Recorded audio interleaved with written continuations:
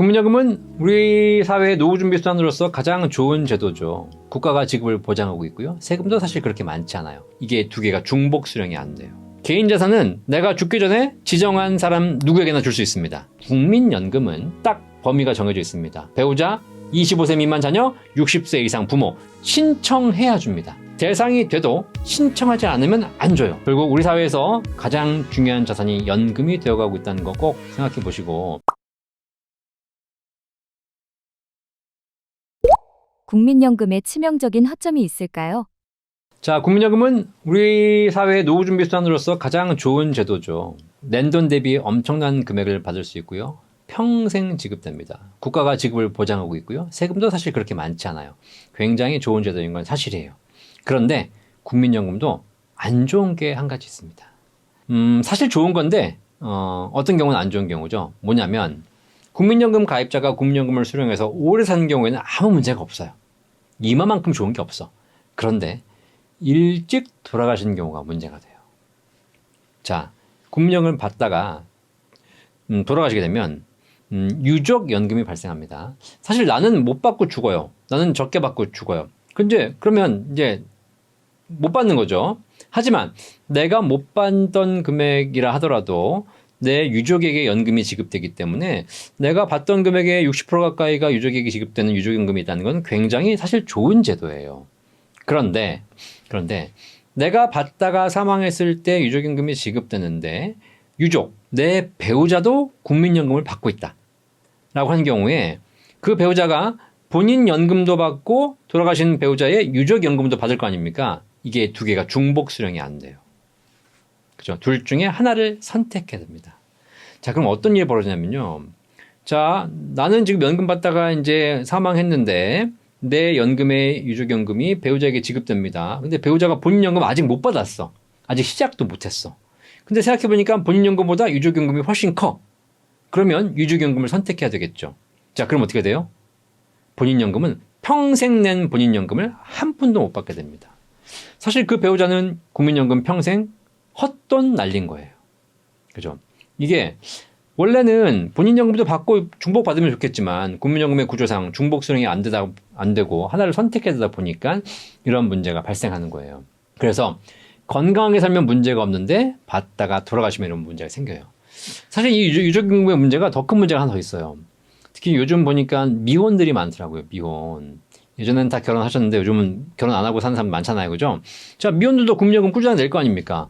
내가 국민연금 내가지고 평생 노후에 연금 받으면서 노후를 사시는 건 괜찮아요. 근데 만약에 65세 연금 받기 전날 돌아가셨어. 어떻게 돼요?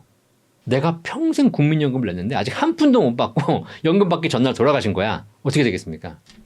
유족연금이 발생하죠. 자, 근데 유족연금이라는 것이 그러면 내가 어차피 내일 사망하니까 내가 누구한테 줘야 되겠다라고 생각하시면 특히 미혼들은 만약에 돌아가시는 경우에 누군가에게 재산을 물려주고 싶습니다. 근데 미혼이 배우자가 있어요, 없어요? 없죠. 미혼이 자식이 있어요, 없어요? 없죠. 미혼이 부모님 계시는데 부모님 돌아가셨을 거예요, 아마. 그죠? 그럼 아무도 없어요. 그럼 유족연금을 줄 수 있는 사람이 없습니다. 그러면 뭐 조카한테 주면 되는 거 아니냐? 형제 자매한테 주면 되는 거 아니냐? 사돈의 팔촌은 주면 되는 거 아니냐? 라고 얘기하시는데 개인 자산은 내가 죽기 전에 지정한 사람 누구에게나 줄 수 있습니다. 그죠? 법정 상속인이 아니라 하더라도 뭐 조카한테 줄 수도 있고 사돈한테 줄 수도 있는 것이고 저한테 줄 수도 있어요. 남한테 줄 수도 있습니다. 내가 지정만 하면 돼요. 이건 개인 자산은 그렇게 주면 됩니다. 하지만 국민연금은 딱 범위가 정해져 있습니다. 배우자, 25세 미만 자녀, 60세 이상 부모 요 세 부류의 사람이 없으면 끝. 그러면 평생 내고 한 푼도 못 받는 거예요. 자, 이래서 결국은 국민연금은 현재 상황에서 대부분 다 저도 가입하고 있고 배우자도 가입하고 있는 경우가 많이 있기 때문에 오래 사신다면 허점은 없어요. 하지만 일찍 돌아가신다면 문제가 발생할 가능성이 되게 커요. 그것만 참고하시면 되겠습니다. 우리가 반드시 알아야 할 5가지 연금이 있을까요? 대한민국은 이제 노후 준비가 꼭 중요한 나라가 됐기 때문에 국가가 여러 가지 연금 체계를 갖고 있어요. 3층 연금이라는 얘기 들어보셨죠? 3층 연금 세 가지를 준비해라. 여기다가 두 가지가 더 있습니다. 5가지 연금 체계를 갖고 있으니까 여러분이 꼭 한번 내가 연금을 어떻게 준비할까라고 생각했을 때 5가지를 한번 잘 챙겨보시기 바라겠습니다. 첫 번째가 국민연금이에요. 국민연금. 그래서 1층 연금이라고 하죠. 국민연금 지금 내가 얼마를 내고 있고 나중에 얼마를 받을 수 있는지 잘 챙겨보시기 바라겠어요. 두 번째가 직장인분들은 퇴직금이에요. 퇴직연금. 내가 지금 열심히 회사를 다니고 있는데 퇴직금이 얼마나 쌓여 있는지, 나중에 퇴직할 때쯤 되면 얼마만큼 퇴직연금을 받을 수 있는지 챙겨보시기 바라겠고요. 특히 퇴직연금이 DB형이 아니라 DC형으로 가입하신 분들은 직접 운용을 해야 되거든요. 재직 중에도 계속 운용을 해서 퇴직연금 수익률을 올릴 수 있도록 고민을 좀 해보셔야 됩니다. 이거 관리하는 거 되게 중요하고요. 그 다음에 3층 연금이 바로 개인연금이에요. 개인연금은 크게 두 가지 축이 있습니다. 납입할 때 세금 환급받을 수 있는 연금저축 IRP 많이 하고 계시죠? 그 다음에 납입할 때 세금 환급은 없지만 연금 탈 때 비과세 받는 연금보험. 요 두 가지 축이 있습니다. 요 두 가지 축이 개인연금이거든요. 그래서 연금저축 IRP에 매년 얼마씩 불입하면서 세액공제 받고 연금 준비하는 거. 그 다음에 비과세 연금보험에 매년 얼마씩 불입하면서 노후에 비과세로 연금 준비하는 거. 요 두 가지를 잘 챙겨보실 필요가 있고요. 각각의 상품이 장단점이 있으니까 그걸 잘 챙겨보실 필요가 있습니다. 이렇게 해서 1, 2, 3층 연금이죠. 거기다가 우리나라는 65세 이상 어르신들이 돈이 없으시거나 어려우신 분들이 계시잖아요. 그래서 국가가 기초연금이라는 제도를 운영하고 있어요. 이거 0층 연금이라고 얘기하기도 하는데 65세 이상 어르신들 중에서 소득 기준 하위 70%에게 국가가 한 달에 최대 34만 2천 원씩 지급하고 있습니다. 자, 무슨 얘기냐면 65세 이상 어르신들을 줄을 세웁니다. 자산이나 소득을 다 평가해가지고 줄을 세워서 1, 2, 3등은 안 줘요. 그리고 4, 5, 6, 7, 8, 9, 10등 요 70%에게 상황에 따라서 뭐 금액이 약간 달라지지만 최대 34만 2천 원의 매월 기초연금액을 평생 지급합니다. 자, 이것도 그러니까 나는 기초연금에 해당이 안 되겠지라고 하시겠지만 우리나라 노인 10명 중에 7명이 받고 있는 거예요. 웬만하면 다 받을 수 있습니다. 자, 이렇게 해서 받게 되면 이걸로 굉장히 노후 준비를 잘 하실 수가 있고요.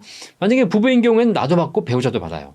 물론 두 분이 같이 받으신 경우에는 20%가 감액되긴 하지만 그래도 거의 5, 60만 원 가까운 금액을 받을 수 있기 때문에 노후 생활에 큰 도움이 되십니다. 이 방송 보시는 분 중에서 65세 이상이신 분들은 이미 다 알고 계시거나 챙기고 계시겠지만 혹시 여러분이 30, 40대다 여러분 부모님이 기초연금 받을 수 있는지 대상이 되시는지 받고 있는지 꼭 한번 챙겨보시기 바라겠습니다. 기초연금의 가장 큰 특징 신청해야 줍니다. 대상이 돼도 신청하지 않으면 안 줘요. 그래서 몰라서 못 받고 계신 분이 대한민국에 20만 명이 있습니다. 아시겠죠? 자, 그래서 꼭 한번 부모님 기초연금 챙겨보시기를 바라겠습니다. 자, 마지막으로 5번째. 우리나라는 국민연금도 있고 퇴직연금도 있고 개인연금도 있고 기초연금도 있는데 사실 우리나라 사람들은 연금 준비를 제대로 못했죠. 그 이유가 뭐냐면 연금 준비는 못했지만 다 뭘 하나씩 갖고 있어? 집 한 채씩은 갖고 있지 않습니까? 평생 열심히 일해가지고 집 한 채 마련하는 게 꿈 아닙니까? 그죠? 그래서 특히 우리나라는 부동산 자산 비중도 굉장히 높습니다. 가계 자산의 70% 이상이 부동산이니까요. 결국 연금은 부족하지만 집은 있는 경우가 많아요. 그죠? 근데 노후에 나이 들어가지고 내가 이제 먹고 살 건 없고 연금도 없어가지고 정말 힘들게 살고 있는데 집 한 채는 있다는 겁니다. 이런 분들을 위해서 대한민국이 도입한 제도가 바로 주택연금 제도입니다. 굉장히 좋은 제도예요. 전 세계적으로 3개국밖에 없어요. 미국, 홍콩, 대한민국. 자, 이렇게 해서 부동산 비중이 높은 나라에 이 부동산을 까먹을 수는 없으니 이 부동산을 담보로 평생 연금을 받을 수 있는 굉장히 좋은 제도를 대한민국은 갖고 있다는 겁니다.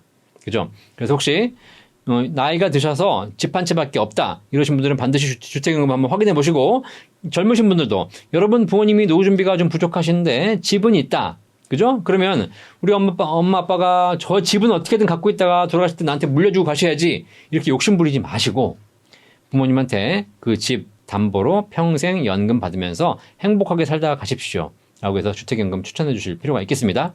자, 일단 주택연금은 공시가격으로 12억 원 이하인 주택으로 가입이 가능합니다.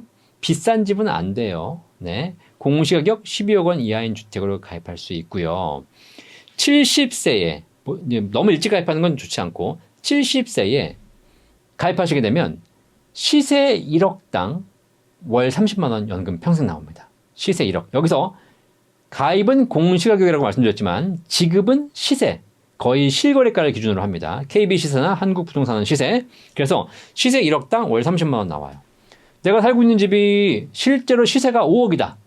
70세에 가입한다. 그러면 150만 원씩 평생 나옵니다. 그러니까 우리나라 지금 현재 평균 집값이 10억이 넘어갔지 않습니까? 그죠? 그러니까 웬만큼 집을 갖고 있는 사람들은 적게는 200만 원에서 많게는 300만 원 넘는 연금을 주택연금으로 평생 받을 수 있다는 거예요. 그러면 국민연금이 좀 부족하고 내가 퇴직연금이나 개인연금이 좀 부족하다 하더라도 이 집을 담보로 연금만 받을 수 있다면 웬만한 가정에서 노후에 노후 걱정하실 필요는 없는 겁니다.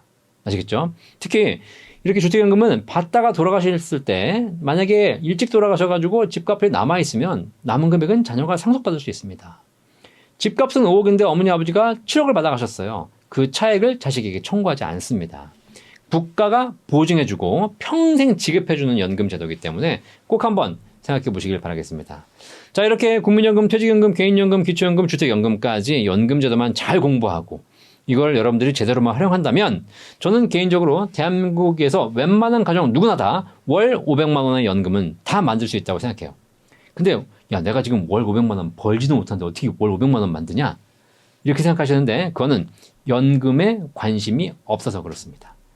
연금에 관심을 가지고 체계적으로만 준비하신다면 누구나 다 노후에 월 500만 원 평생 월급 만드실 수 있겠습니다. 마지막으로 지식토크 구독자분들에게 하고 싶은 말씀이 있으실까요? 지식토크 구독자분들이 이제 지식이 많으시잖아요. 그죠? 네, 지식이 많은데 금융 지식도 많을 거라고 생각을 해요. 자, 그런데 저는 연금 이제 전문가, 연금을 방송을 하는 입장에서 좀 안타깝고 억울한 게 뭐냐면 저도 지금 구독자가 42만 명이에요. 연금 박사. 현재 기준으로 구독자를 더 늘릴 수 있는 방법 압니다. 제가 주식 방송하면 바로 들어요. 예. 여러분 바로 내일 올라갈 종목 알려드리겠습니다. 그죠? 내일 딱 이거 보시면 이 종목 지금 보니까 굉장히 급등세를 타고 있는데요. 여러분 지금 들어가시면 바로 내일 바로 5% 10% 받을 수 있을 겁니다. 그죠? 그런 거 하면 막 구독자 올라갈 거 아닙니까? 내일 안 올라갔어. 그럼 영상 삭제하면 되는 거 아니에요. 그죠? 이렇게 해가지고 그냥 뭐 오른다 떨어진다 뭐 이렇게 하면 다 구독자 올라가요. 그죠? 왜냐하면 이 주식이나 부동산은 사행성이 있기 때문입니다. 그죠? 여러분 잘 아시겠지만 약간의 도박성이 있어요. 그리고 실제로 투자를 하면서 원래 정상적인 투자를 해야 됨에도 불구하고 도박으로 너무 그러니까 뭐 시장이 오르고 떨어지고 관계없이 자꾸 찍어서 이렇게 하시는 분들도 계시거든요. 이런 건 바람직하지 않습니다. 자, 그런데 주식이나 부동산 이런 자산과 연금을 비교해 보면 사실 연금은 제가 아무리 생각해봐도 연금은 너무 올바른 거예요.